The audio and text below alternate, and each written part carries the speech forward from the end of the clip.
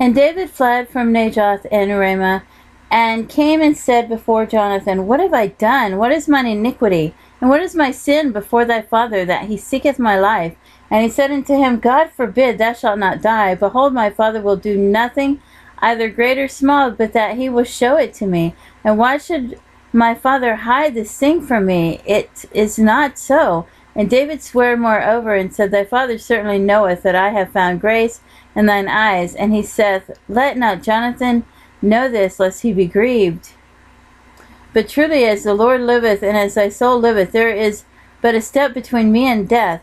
Then said Jonathan unto David, Whatsoever thy soul desireth, I will even do it for thee. And David said unto Jonathan, Behold, tomorrow is the new moon, and I should not fail to sit with the king at meat. But let me go, that I may hide myself in the field unto the third day at even. If thy father at all miss me, then say, David earnestly asked leave of me, that he might run to Bethlehem his city, for there is a yearly sacrifice there for all the family.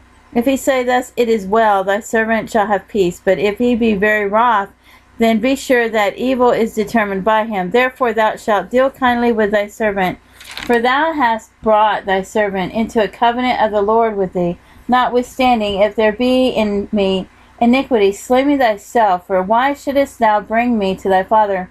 And Jonathan said, Far be it from thee.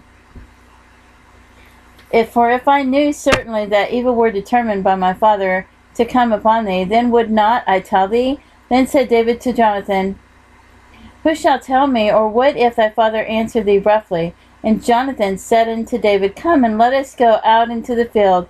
And they went out both of them into the field. And Jonathan said unto David, O Lord God of Israel, when I have sounded my father about tomorrow any time, or the third day, and behold, if there be good toward David, and I then send not unto thee, and show it thee, the Lord do so, and much more to Jonathan. But if it please my father to do thee evil, then I will show it thee, and send thee away, that thou mayest go in peace, and the Lord be with thee, as he hath been with my father. And thou shalt not only while yet I live show me the kindness of the Lord, that I die not, but also thou shalt not cut off thy kindness from my house forever, no, not when the Lord hath cut off the enemies of David, every one from the face of the earth.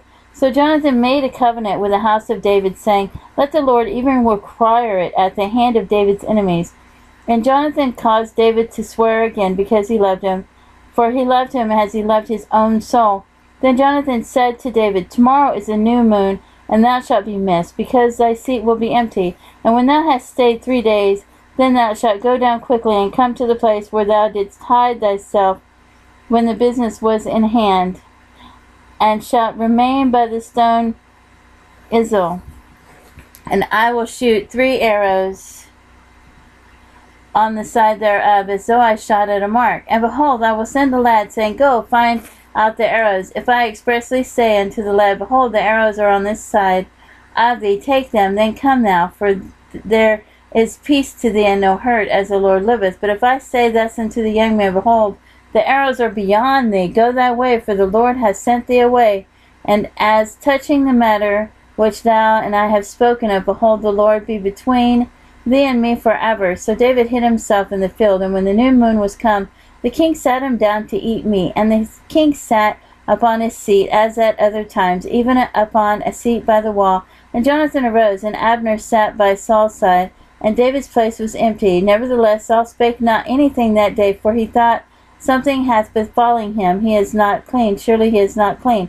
And it came to pass on the morrow, which was the 2nd day of the month, that David's place was empty.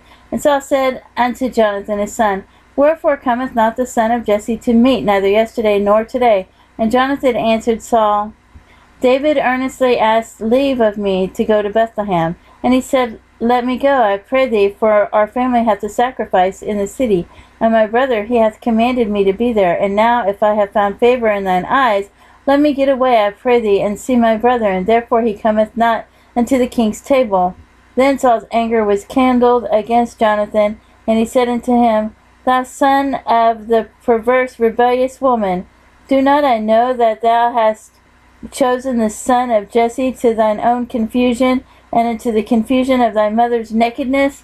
For as long as the son of Jesse liveth upon the ground, thou shalt not be established, nor thy kingdom. Wherefore now send and fetch him unto me, for he shall surely die. And Jonathan answered Saul his father, and said unto him, Wherefore shall he be slain? What hath he done? And Saul cast a javelin at him to smite him, whereby Jonathan knew that it was determined of his father to slay David. So Jonathan arose from the table in fierce anger, and did eat no meat the second day of the month, for he was grieved for David, because his father had done him shame. And it came to pass in the morning that Jonathan went out into the field at the time appointed with David, and a little lad with him. And he said unto his lad, Run, find out now the arrows which I shoot. As the lad ran, he shot an arrow beyond him. And when the lad was come to the place of the arrow which Jonathan had shot, Jonathan cried after the lad, and said, Is not the arrow beyond thee? And Jonathan cried after the lad, Make speed, haste, stay not. And Jonathan's lad gathered up the arrows, and came to his master. But the lad knew not anything, only Jonathan and David knew the matter. And Jonathan gave his artillery unto his lad, and said unto him, Go, carry them to the city. And as soon as the lad was gone, David arose out of the place toward the south, and fell on his face to the ground, and bowed himself 3 times. And they kissed one another, and wept one with another, until David exceeded. And Jonathan said to David, Go in peace, for as much as we have sworn both of us in the name of the Lord, saying, The Lord be between me and thee, and between my seed and thy seed forever. And he rose and departed, and Jonathan went into the city.